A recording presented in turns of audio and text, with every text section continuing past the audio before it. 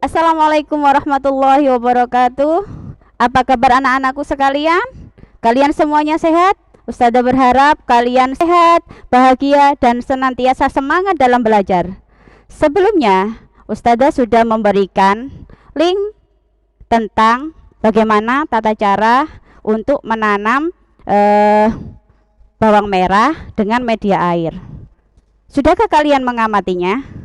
Baiklah, untuk menindaklanjuti pembelajaran tersebut, kita akan membahas materi IPA pada materi tematik kelas 6 tema 1 dengan tema selamatkan makhluk hidup. Anak-anakku sekalian, bukankah kalian pernah melihat tumbuhan dan hewan yang ada di sekitar kalian? Semuanya semakin banyak, semakin berkembang. Bukankah itu adalah pola berkembang biak dari tumbuhan dan hewan? Anak-anakku sekalian, marilah bersama kita pelajari tentang perkembangbiakan makhluk hidup. Kita lihat selanjutnya. Perkembangbiakan pada tumbuhan ada perkembangan generatif. Apa itu perkembangan generatif? Perkembangbiakan secara kawin atau dalam bahasa IPA disebut dengan penyerbukan. Apa itu penyerbukan? Penyerbukan adalah jatuhnya benang sari ke kepala putih, di mana terjadi pembuahan pada tumbuhan tersebut, sehingga dari hasil pembuahan itu menghasilkan buah yang nantinya sebagai awal tumbuhan yang baru. Contohnya apa saja? Jika tanaman itu melakukan perkembangbiakan generatif, contohnya adalah mangga, jambu, dan pohon yang lainnya yang tentu saja bisa kalian ambil manfaatnya. Selanjutnya, selain perkembangan secara kawin atau penyerbukan, tumbuhan juga mengalami perkembangbiakan vegetatif. Perkembangbiakan vegetatif adalah perkembangbiakan tumbuhan tanpa adanya proses penyerbukan. Dalam perkembangbiakan vegetatif ini kita mengenal dua perkembangbiakan vegetatif. Ada vegetatif alami dan ada vegetatif buatan. Kita tahu kan? Vegetatif alami adalah perkembangbiakan yang memang dari alam sudah diberikan oleh Allah kemampuan tumbuhan itu berkembang biak dengan cara tidak kawin, dengan cara yang satu adalah selanjutnya. Yang pertama dengan tunas, kemudian geragi, umbi batang, spora, dan tunas adventif.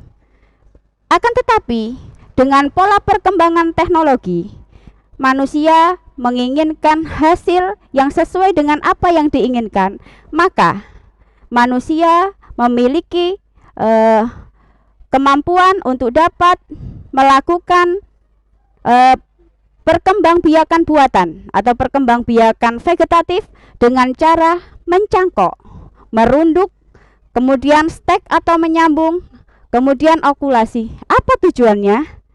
Tujuannya adalah mendapatkan hasil dari tanaman tersebut sesuai dengan sifat yang diinginkan.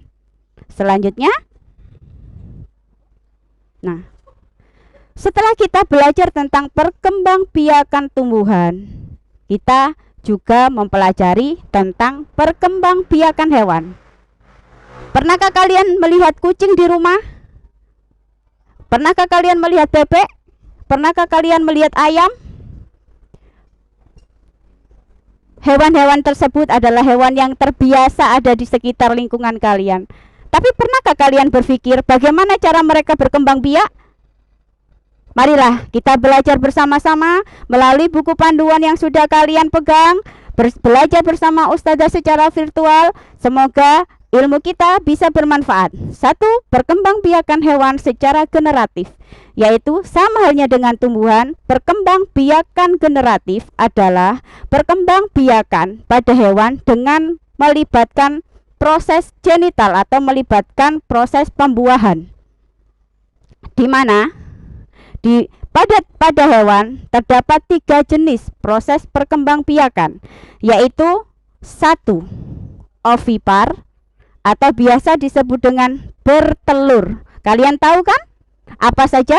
Bagaimana cirinya? Kita bahas nanti. Kemudian selanjutnya adalah sistem perkembangbiakan hewan dengan cara vivipar atau beranak. Diawali dengan kehamilan dan melahirkan. Kemudian perkembangbiakan jenis yang ketiga adalah perkembangbiakan jenis ovovivipar. Tahukah kalian di mana hewan ini bisa melakukan keduanya, bisa bertelur maupun beranak?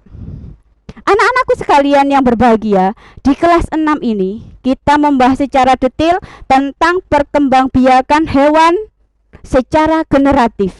Walaupun ada perkembangbiakan hewan itu secara vegetatif, yaitu dengan cara membelah diri, pertunasan atau fragmentasi. Akan tetapi perkembangbiakan secara vegetatif akan kita bahas dengan detail ketika kalian berada di sekolah lanjutan nanti.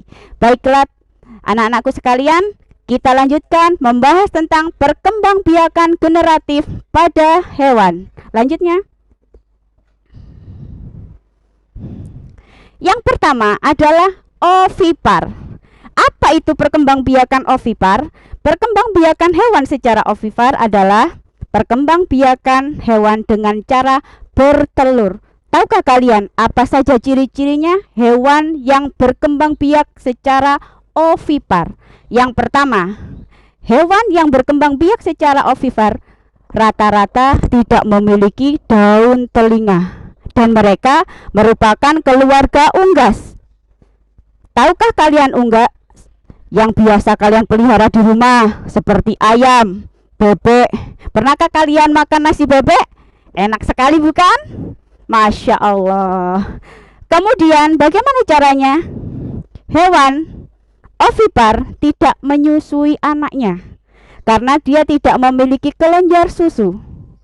Selanjutnya, hewan yang berkembang biak secara ovipar menghasilkan telur, sehingga dalam proses pembesaran anak keturunan selanjutnya dia harus mengerami telurnya sehingga menjadi individu yang baru.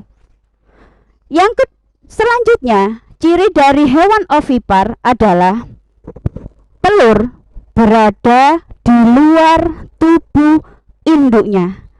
Apakah kalian sudah paham dengan penjelasan yang diberikan Ustazah tentang hewan ovipar?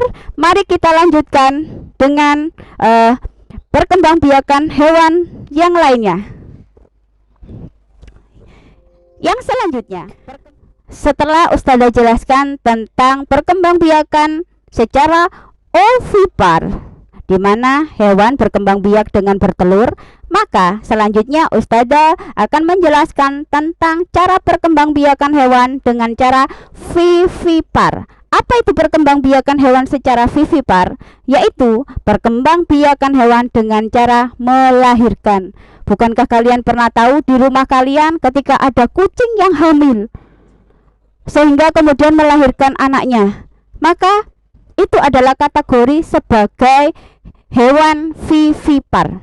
Bagaimana ciri hewan vivipar? Ciri-ciri hewan vivipar adalah memiliki kelenjar susu sehingga dia bisa menyusui anaknya. Kemudian rata-rata hewan vivipar memiliki daun telinga sebagaimana yang kita miliki.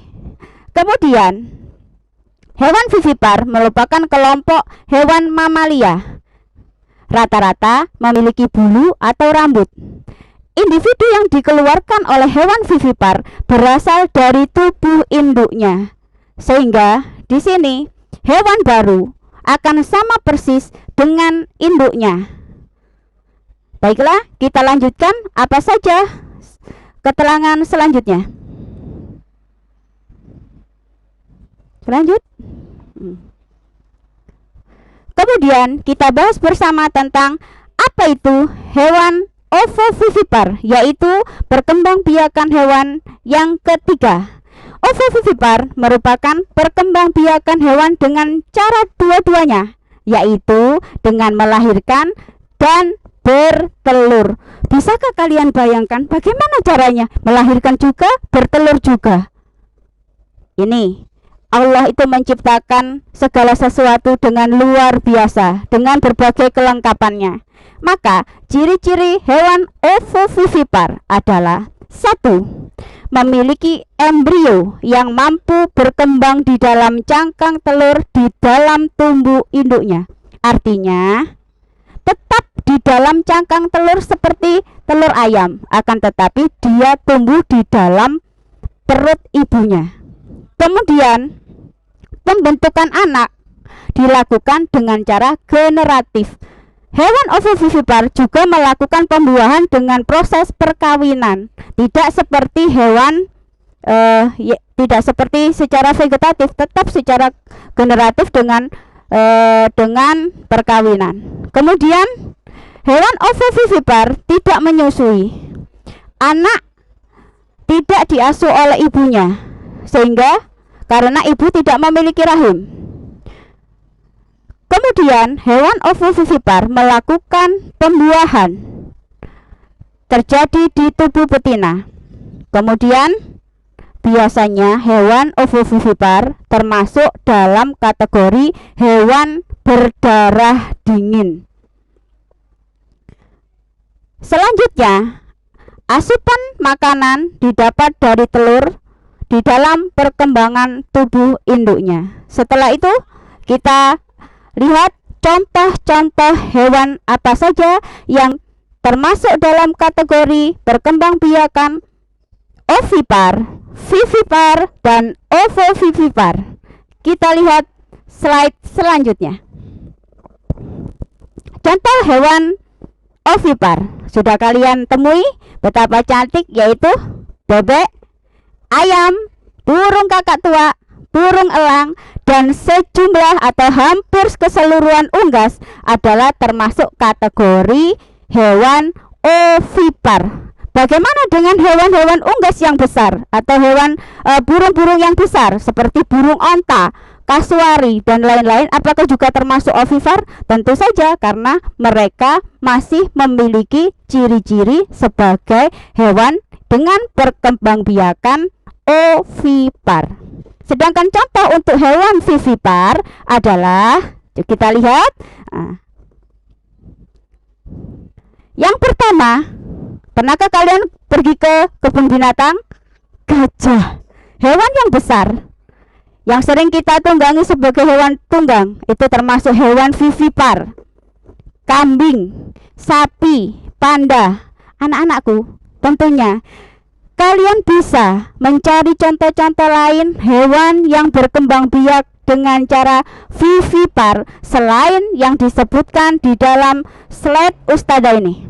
Baik ya, contoh hewan ovovivipar antara lain adalah jenis-jenis ular besar seperti ular boa, anaconda yang kalian lihat di dalam film, yang mungkin dalam film itu bisa sampai menerkam sapi atau kambing.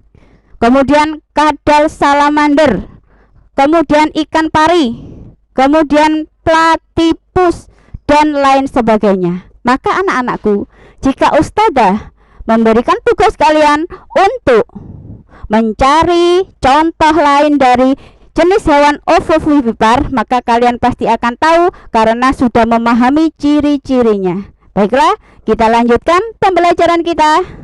Lanjut. Nah, anak-anakku sekalian, mari kita berpikir sejenak. Menurut kalian, apakah yang terjadi jika hewan dan tumbuhan tidak berkembang biak? Apakah merugikan bagi kalian? Tentu saja. Karena apa? Mereka memiliki manfaat bagi kehidupan manusia. Kita tahu segala sesuatu yang diciptakan oleh Allah di dunia ini tidak mungkin tidak ada manfaatnya. Mereka diciptakan oleh Allah semata-mata untuk kelangsungan hidup manusia. Kemudian, ketika kalian pikirkan kembali, dampak apa yang ditimbulkan jika tumbuhan dan hewan tidak berkembang biak bagi manusia? Pasti kalian menemukan jawaban yang banyak sekali. Kemudian, jika kalian ingin memahami lebih lanjut tentang proses perkembangbiakan tumbuhan, maka sebagaimana link video yang sudah Ustazah share sebelumnya tentang perkembangbiakan bawang merah dengan media air, silakan untuk diamati kembali hari demi hari, waktu demi waktu. Maka pelajaran apa yang bisa kalian ambil dari perkembangan percobaan tersebut? Anak sukses, anak cerdas, kita akhiri pembelajaran kita pada pagi hari ini. Semoga Allah memberikan kemanfaatan, memberikan ilmu yang bermanfaat, kesehatan, dan kesuksesan. Salam sehat, salam bahagia. Wassalamualaikum warahmatullahi wabarakatuh.